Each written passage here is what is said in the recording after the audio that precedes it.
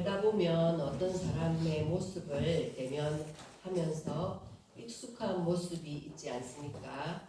그런데 그 사람에게서 전혀 예상하지 못한 모습이 나타날 때 우리는 당혹감을 느낍니다. 낯선 모습을 마주하면 당혹스럽습니다. 낯설다고 느끼고 또 그렇게 생각합니다. 여러분도 그런 경험이 있으십니까? 그런 경험이 있지요. 대개 어떤 경우입니까?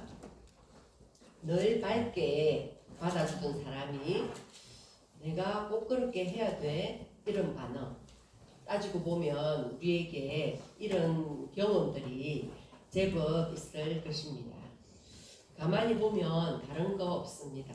내 속에 여유가 있고 기쁨이 있고 행복이 있으면 그러면 타자에 대한 그 허용치가 많아집니다. 쑥 들어와도 내 마음에 여유가 있으면 타자를 허용하는 마음이 커집니다. 내 속에 여백이 없을 때 누군가가 딱 다가오면 어떻습니까? 짜증이 납니다. 화가 납니다. 이런 경우가 제법 많은 것을 경험하고 있습니다. 그래서 우리가 주위에 화를 잘 내는 사람을 보면 이분이 마음에 상처가 많구나. 다른 사람에게 가혹하게 대하는 사람은 마음에 구멍들이 참 많구나. 이렇게 이해할 필요가 있습니다. 그런데 여러분, 예수님이 화내시는 모습 상상해 보셨습니까? 세례자 요한은 화내는 모습이 상상이 갑니다만은 예수님은 우리가 생각하기를 어떻습니까? 항상 온유하고 따뜻하고 섬세하고 부드럽다 이런 예수님으로 느끼고 있는데 그런데 어느 날 예수님이 화를 내신다면 예수님이 어느 날 말씀이 좀 거칠어지셨어요. 그러면 당혹스럽습니다. 그러나 예수님도 인간이셨기 때문에 하나님의 아들이고 인간이 겪는 희로애락, 인간이 겪는 모든 감정을 다 느끼셨을 것입니다. 그런데 그런 모습에 일단이 들어오는 장면이 바로 오늘 본문 처음입니다. 20절 예수님께서 권능을 가장 많이 행하신 보울들이 회개하지 않는 것을 보시고 속상하셨습니다. 여러분 이제 여기 권능이란 말이 등장하는데요. 권능이란 하나님의 은혜가 드러나는 방식입니다.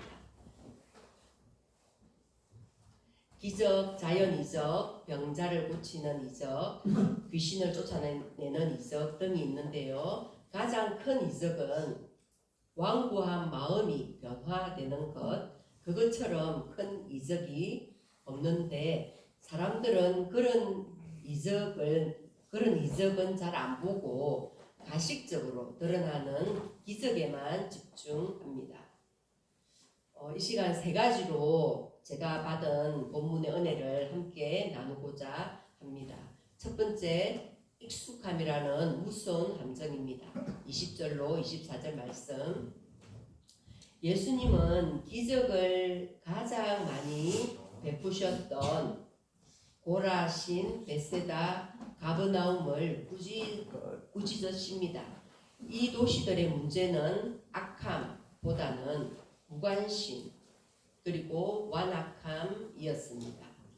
기적을 일상처럼 구경만 했을 뿐 그 기적이 가리키는 회개로 나아가지 않았죠. 그래서 우리의 신앙도 이럴 때가 있습니다. 은혜를 당연하게 여기고 익숙함에 젖어서 마음이 딱딱해지면 정작 본질인 변화를 놓치게 됩니다. 여러분과 저에게 오늘 베풀어진 작은 은혜들이 혹시 구경거리로만 머물고 있지는 않은지 돌아보게 됩니다. 어쨌든 예수님을 통해서 하나님의 권능의 행위가 이 땅에 많이 드러났는데 그런 사람들이 많이 바뀌어야 되잖아요. 그런데 내가 지금처럼 살면 안 되겠다. 그래서 돌아가야 합니다. 그래서 여러분 회개가 무엇일까요? 돌아감이죠. 방향 전환. 회개라고 하는 것이 내 삶의 방향을 바꾸는 것이지요. 그래서 구약의 맥락에서 이야기하자면 여호와께로 돌아가자. 또 방향을 달리하며 여호와께로 돌아오라. 지금 이제 여호와와 함께 있는 입장에서는 돌아오라가 맞겠고, 백성들과 함께 있는 입장에서는 여호와께로 돌아가자가 맞겠지요. 그래서 어쨌든 돌아간다는 것은 내가 있어야 할 자리에서 벗어났음을 이야기하고 있습니다. 이 시간 저와 여러분 방향 전환을 하여서 여호와께로 돌아가는 은혜가 넘쳐나시길 소망합니다. 아멘. 두 번째로 어린아이의 마음으로입니다. 25절에서 27절. 지금 이곳에는 이렇게 어르신들도 많습니다. 그런데 어른이라고 해서 이해가 많은 것은 대다수 아닙니다. 어린아이에게도 배울 점이 있고 그렇다는 것을 옛 선진들은 말하고 있습니다. 세상의 지혜는 더 많이 쌓고 증명하는 데 있지만 하늘의 지혜는 계시를 받아들이는 데 있습니다. 스스로 똑똑하다고 믿는 자들은 자신의 틀에 갇혀서 하나님을 보지 못하지만 어린아이처럼 겸손하게 마음을 여는 이들에게는 하나님 나라가 선명하게 보입니다. 신앙은 이해하는 것이 아니라 신뢰하는 관계에서 시작됨을 깨닫습니다. 그래서 성경은 아주 일관되게 인간이 에덴 이후에 하나님으로부터 멀어졌다고 이야기하고 있습니다. 에덴 이후에 인간은 죄로 인해서 하나님과 멀어졌습니다. 죄라고 하는 것은 소외, 바깥으로 밀어내는 것입니다.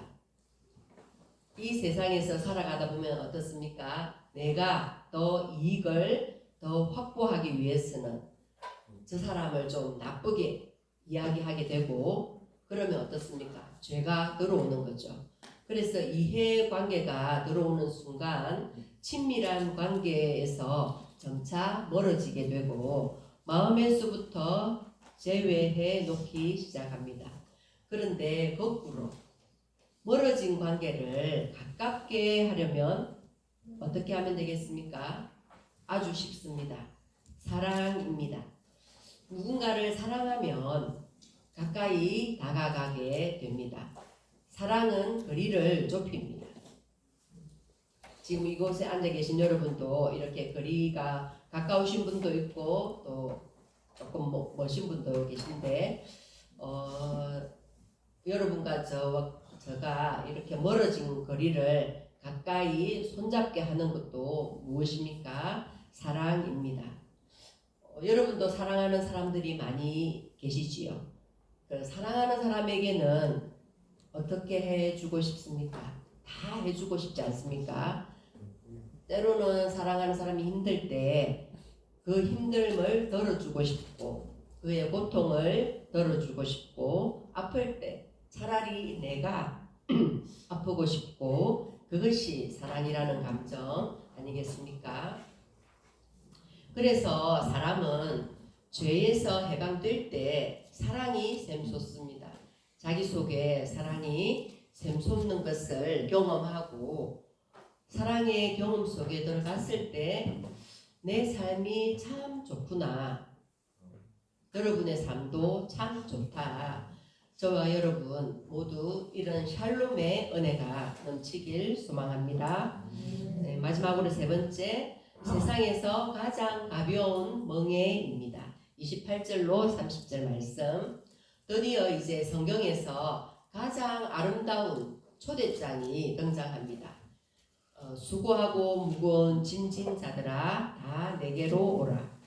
예수님이 제안하시는 쉼, 그것은 아무것도 안 하는 상태가 아닙니다. 대신 나의 멍에를 메고 내게 배우라고 하십니다. 유대 사회에서 멍에는 보통 두 마리의 소가 함께 매는 것이었습니다. 즉 예수님과 함께 멍에를 매라는 것은 내 삶의 무게를 예수님의 곁에서 함께 짊어지시겠다는 약속입니다. 혼자서 낑낑대면서 끌던 인생의 수레를 주님께 맡기고 그분의 박자에 발을 맞추는 것, 그것이 그리스도인이 누리는 참된 안식의 비밀입니다. 오늘 마태복음 11장 20절로 30절 수고하고 무거운 짐진 자들아의 말씀으로 나누어 보았습니다. 때로는 주님의 은혜를 너무나 당연하게 여겨서 마음이 무뎌졌던 완악함을 고백하는 시간이었습니다. 지나간 날들의 기적을 보고도 삶을 돌이키지 않았던 도시들처럼 삶의 안위만을 구하며 진정한 회개에는 게으르지 않았을까요? 여러분, 세상의 짐이 너무 무거워서 숨이 찰 때가 많습니까?